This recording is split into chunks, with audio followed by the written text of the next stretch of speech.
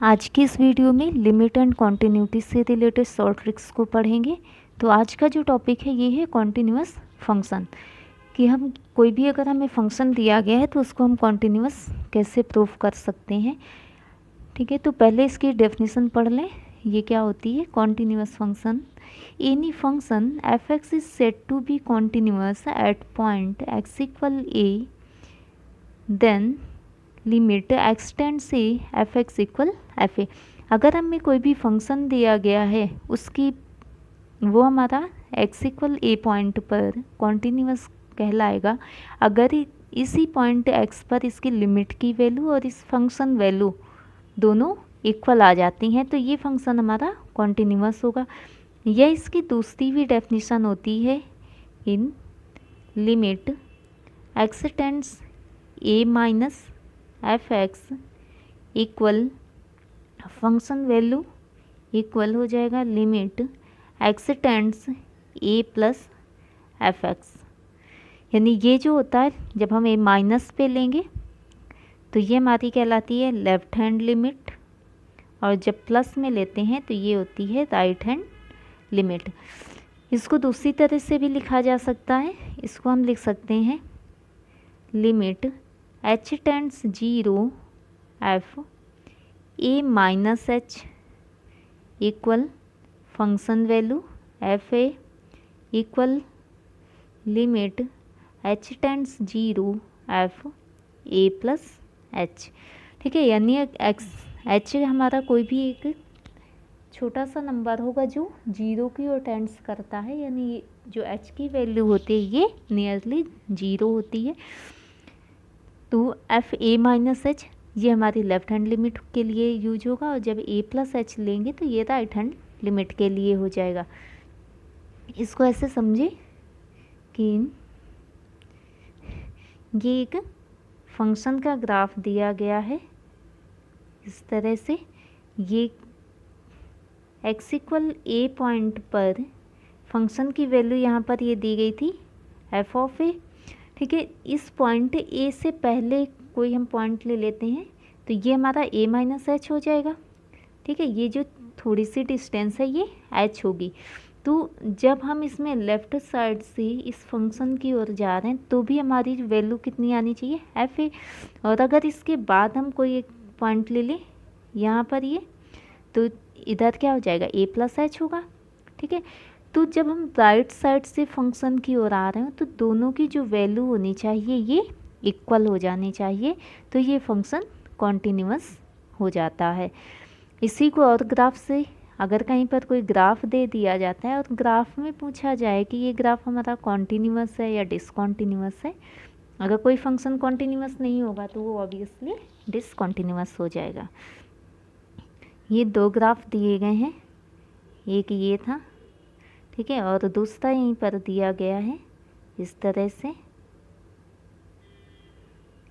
ये। ठीक है, तो जो फर्स्ट वाला ग्राफ दिया है इसमें अगर लें तो ये ग्राफ क्या है, एक कॉन्टिन्यूअस लाइन है। इस लाइन में कहीं पर भी कोई ब्रेक नहीं है, तो इस तरह का जो ग्राफ होगा ये कॉन्टिन्यूअस हो जाता है। और जो सेकंड वाला दिया है तो यहाँ पर ये दोनों पॉइंट्स के बीच में थोड़ा सा गैप है। ठीक है, तो इसलिए ये दोनों क्या हो जाएंगे, ये डिसकॉन्टिन्यूअस हो जाएंगे।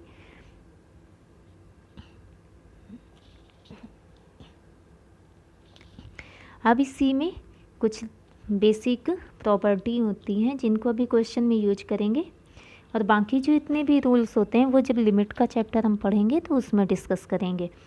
ठीक है, तो limit theta tends zero sine theta upon theta की जो वैल्यू होती है ये हो जाती है 1। अभी यहाँ पर ये ध्यान देना है कि जो थीटा हमारा साइन के साथ में दिया हो उतना ही नीचे, यानी जो साइन का एंगल है सेम एंगल से ये डिवाइड होना चाहिए, तभी इसकी वैल्यू 1 होगी। अगर ये सेम नहीं है तो हम इनको एक सेम कर लेंगे। जैसे अगर यहाँ पर दिया होता limit x tends zero sine 3x upon x, तो अभी यहाँ पर क्या हो गया कि ये जो साइन का एंगल है ये तो 3x है, लेकिन जो डिवाइड किया गया है यहाँ पर केवल x है। तो इस x में 3x करने के लिए क्या करना होगा, यहाँ पर हम 3 से मल्टीप्लाई कर लें, ठीक है। तो ये भी 3x हो गया। जब हम डिनोमिनेटर में 3 से मल्टीप्लाई करेंगे तो न्यूमरेटर में भी ये 3 से मल्टीप्लाई हो जाएगा। अब ये जो साइन 3x अपॉन 3x हुआ ये 1 हो जाएगा, तो ये आ जाएगा 3 इंटू 1 इक्वल 3, ठीक है। तो इस तरह इनकी वैल्यू निकाली जाती है। एंगल को सेम कर लेंगे। अगर यहाँ पर डिवाइड होता है एंगल जिस नंबर से, तो यहाँ पर भी हम डिवाइड कर लेते। ये इसका फर्स्ट फॉर्मूला था। सेकंड इसी में होता है, अगर यहाँ दिया होता limit theta tends 0 tan theta upon theta equal 1, यहाँ पर भी वही हुआ। जो tan का एंगल है उसी एंगल से ये डिवाइड भी होना चाहिए। इसी में थर्ड पॉइंट है limit theta tends 0 cos theta equal 1 होता है, ठीक है। इसके बाद इनडिटर्मिनेट फॉर्म्स क्या होती हैं, कुछ ऐसी फॉर्म्स आ जाती हैं जिनके बाद हम क्वेश्चन में डायरेक्ट लिमिट अप्लाई नहीं कर सकते हैं, तो इन फॉर्म्स को इनडिटर्मिनेट फॉर्म कहा जाता है।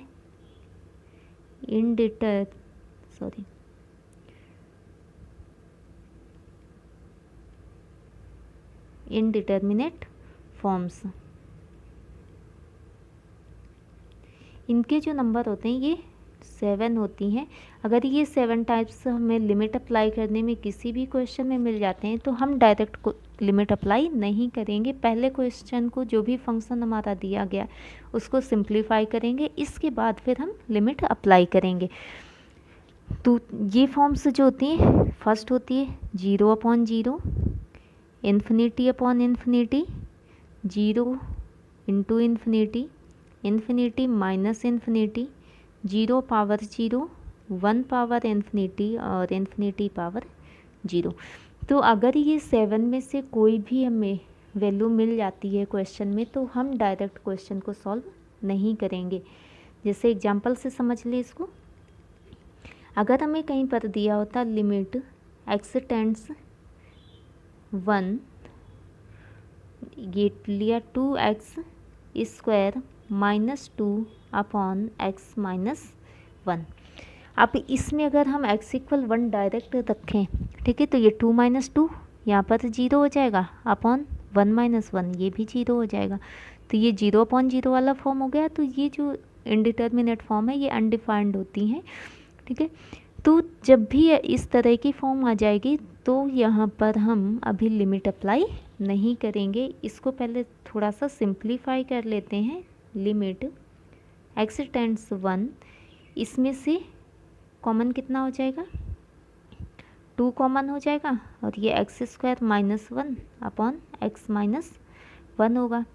इसको लिख सकते हैं लिमिट x टेंड्स 1 2, ये एक्स स्क्वायर माइनस यहाँ पर 1 का स्क्वायर कर लें तो ये एक बार प्लस हो जाएगा और एक बार माइनस, यानी x माइनस 1 और x प्लस 1 अपॉन हो जाएगा x माइनस 1। अब ये x माइनस 1 और x माइनस 1 कैंसिल हो गया, तो इसमें जो बचेगा ये आ जाएगा limit x tends 1 2 x plus 1 upon 1। अब x की लिमिट यहाँ पर रख लें, ठीक है। तो ये हमारा 1 प्लस 1 2, 2 इंटू 2 ये हो जाएगा 4। तो इस तरह से क्वेश्चन सॉल्व करना होगा। इसका एक बेसिक भी होता है, जिस रूल होता है कि हम इस क्वेश्चन को एल हॉस्पिटल रूल से भी सॉल्व कर लेते हैं, तो ये इतनी कैलकुलेशन नहीं करनी पड़ती है। तो अब देखते हैं एल हॉस्पिटल रूल क्या होता है, ठीक है। क्या हो जाएगा ये,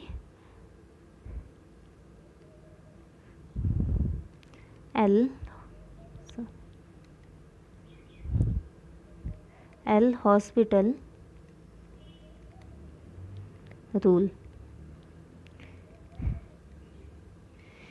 ये रूल क्या होता है कि अगर हमें कोई भी फंक्शन दिया गया है, ठीक है, इस तरह से दिया होता limit x tends a, value कुछ भी हो सकती है, एफ एक्स अपॉन जी एक्स अगर दिया है, और अगर हम इसमें लिमिट अप्लाई करते हैं जिसमें कि हमें कोई भी इनडिटर्मिनेट फॉर्म मिल जाता है, तो हम ये रूल अप्लाई करके इसको हम लिख सकते हैं लिमिट एक्स टेंड्स ए, न्यूमरेटर और डिनोमिनेटर दोनों को अलग अलग डिफ्रेंशिएट करना होता है, यानी यहाँ पर हमारा आ जाएगा एफ डैश एक्स अपॉन जी डैश एक्स। इसके बाद लिमिट अप्लाई करेंगे। अगर यहाँ पर फिर से हमारा 0/0 आ जाता है तो हम इसको फिर अगेन दोबारा इसको डिफ्रेंशिएट कर लेंगे, यानी ये हमारा बन जाएगा limit x tends a f double dash a upon g double dash a. Sorry, यहाँ पर एक्स होगा, ठीक है, ये भी एक्स होगा, यानी f double dash x upon g double dash x. इस तरह से हम इसको तब तक डिफ्रेंशिएट करते हैं जब तक कि हमें कोई एक रियल वैल्यू नहीं मिल जाती है। तो ये होता है एल हॉस्पिटल रूल, ठीक है। तो चलिए अब आज का फर्स्ट क्वेश्चन सॉल्व करें। ये क्या दिया गया है। फर्स्ट क्वेश्चन में है कि a function f x is defined in the following way. F x equal यहाँ पर दिया है, इसको अलग यहाँ पर लिख लें। एफ एक्स इक्वल ये था minus x when x less than or equal 0। X दिया गया है व्हेन एक्स जो है लाई कर रहा है between 0 to 1 and 2 minus x given है when x greater than or equal 1। In this case, the function f(x) is continuous at both x equal 0 and 1, continuous at x equal a and discontinuous at x equal 1। ऐसे third point है discontinuous at x equal 0 and continuous x equal 1। Last में जो दिया था ये कहता है कि discontinuous at both x equal 0 and x equal 1। तो इसकी कॉन्टीन्यूटी प्रूफ कर लें, या तो हम दो तरह से कर सकते हैं कि इसको पहले लेफ्ट हैंड लिमिट इसकी निकालें और फिर राइट हैंड लिमिट फाइंड करें, इसके बाद हम इसको कॉन्टीन्यूअस या डिसकॉन्टीन्यूअस बता सकते हैं। एक हमारा सिंपल सा जो क्वेश्चन में हम यूज करेंगे, हम लिमिट वाला फार्मूला ना यूज करके डायरेक्ट सॉल्व करेंगे। तो यहाँ पर हमें दो पॉइंट्स मिल रहे हैं, एक तो ये x equal 0 और x equal 1, दोनों पॉइंट्स पे फंक्शन डिफाइन है। कोई भी फंक्शन अगर लेस देन आर इक्वल और ग्रेटर देन तीनों पॉइंट्स पे, यानी लेस देन पे फंक्शन दिया होना चाहिए, इक्वल पे दिया हो और लेस देन पे दिया हो, ठीक है, तो वो फंक्शन हमारे उस पॉइंट पे डिफाइन हो जाता है और उसी पॉइंट पे हम इसकी लिमिट को चेक करेंगे। तो यहाँ पर हमें जो फंक्शन मिलेगा ये हो जाएगा एट x equal 0 और second point at x equal 1, ठीक है। जब x equal 0 पे फंक्शन लिखें, ठीक है, तो दो हमें मिल रहे हैं, एक तो लेस देन 0 पे और एक ये ग्रेटर देन 0 पे। लेस देन 0 के लिए फंक्शन की वैल्यू कितनी है, माइनस एक्स थी। अब हम इसमें x equal 0 रखें, ठीक है, तो ये हमारे कितना मिल जाएगा, 0 मिलेगा, और ये माइनस 0 होगा, माइनस नहीं लगाएंगे क्योंकि 0 प्लस माइनस नहीं होता, हमेशा प्लस में ही लिया जाता है। अब जब x ग्रेटर देन 0 है तो फंक्शन की वैल्यू x है, तो यहाँ पर भी हमारा ये प्लस में ही आ जाएगा। तो ये दोनों वैल्यू कैसी हो गई, इक्वल हो गई। तो यहाँ पर जो फंक्शन होगा ये कॉन्टीन्यूअस होगा, कॉन्टीन्यूअस एट x equal 0। इसी तरह x equal 1 के लिए प्रूफ करें। x equal 1 पे दो फंक्शन, एक ये वाला डिफाइंड था, जब x लेस देन 1 है तो फंक्शन वैल्यू x है, x के प्लेस में यहाँ पर 1 रखें तो ये हमें 1 मिल जाएगा। जब x greater than or equal 1 है तो फंक्शन की वैल्यू 2 माइनस एक्स हमें यहाँ कितना लेना था, 1। तो ये जो फंक्शन हो जाएगा ये हो जाएगा 2 माइनस 1 इक्वल 1। तो यहाँ पर भी दोनों वैल्यू इक्वल आ रही हैं, 1 इक्वल 1 के हो गया, तो फंक्शन कॉन्टीन्यूअस हो जाएगा, यानी कॉन्टीन्यूअस एट x equal 1। तो यहाँ पर जो इसका ऑप्शन करेक्ट हो जाएगा, इसका ए ऑप्शन हमारा करेक्ट हो गया। अगला सेकंड क्वेश्चन दिया है f x equal -1 when x less than -1, minus x है when x lie between -1 to +1, और 1 दिया है x equal x greater then 1 पे। ये जो कॉन्टीन्यूअस एट, ये चारों पॉइंट्स दिए गए थे। ठीक है, तो यहाँ पर फंक्शन, पहले फंक्शन को इधर लिख लें, f x equal -1 when x less than -1। ठीक है, -x व्हेन एक्स की value -1 less than or equal x less than or equal 1, और फंक्शन वैल्यू यहाँ पर +1 है व्हेन एक्स ग्रेटर देन 1 दिया है। ठीक है, तो किन किन पॉइंट्स पे फंक्शन हमारा डिफाइन होगा, एक तो x इक्वल -1 पे यहाँ पे मिल रहा है, और दूसरा जो हो जाएगा ये हो जाएगा x इक्वल 1। तो दोनों पॉइंट्स पे इसकी कॉन्टीन्यूटी चेक करना है। तो हमारा जो पहला पॉइंट आएगा इधर लिख लें, एट x इक्वल -1, और सेकंड हो जाएगा एट x इक्वल +1।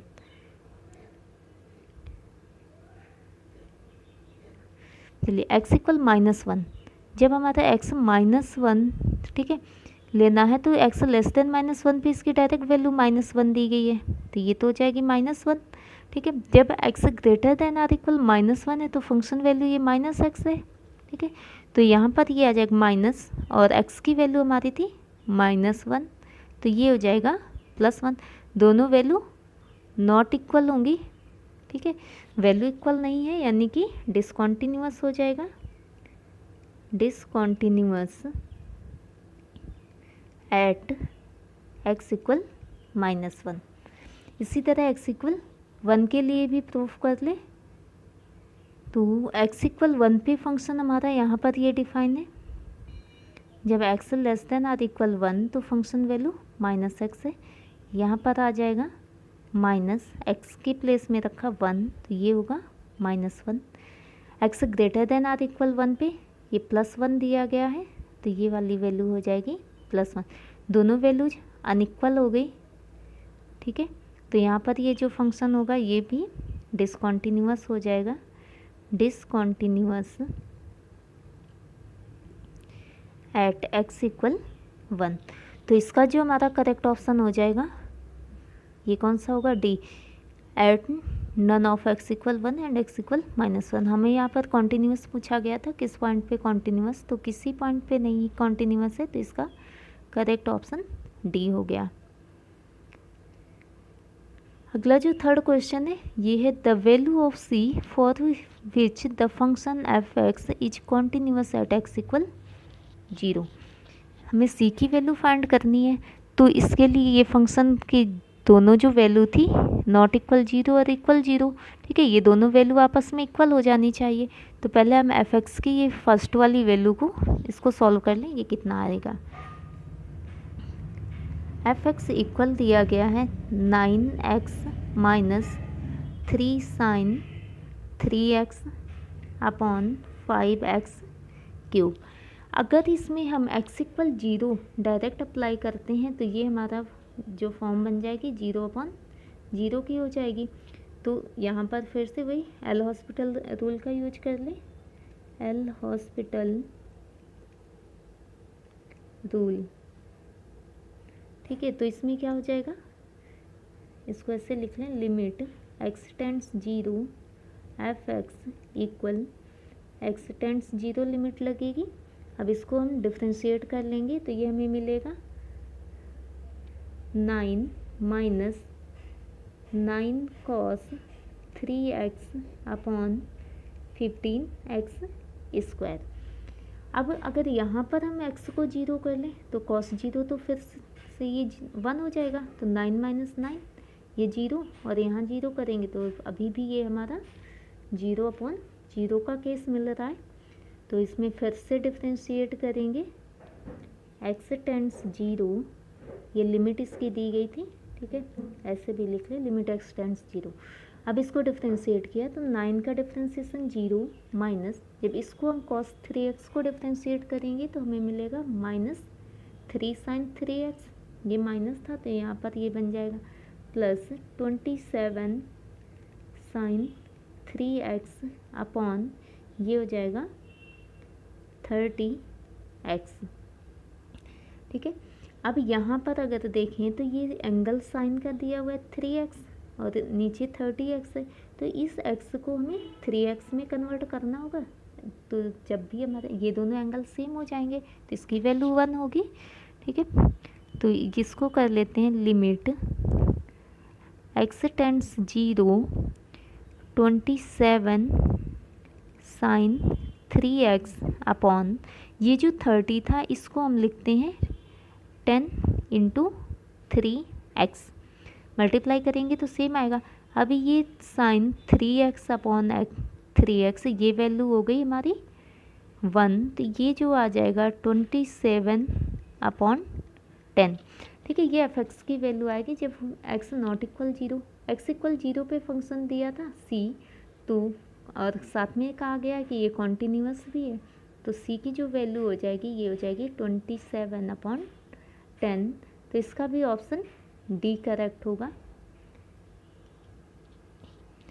अगला जो क्वेश्चन है question number 4, the non zero value for the constant k so that the function f(x) defined by this will be continuous at x equal 0।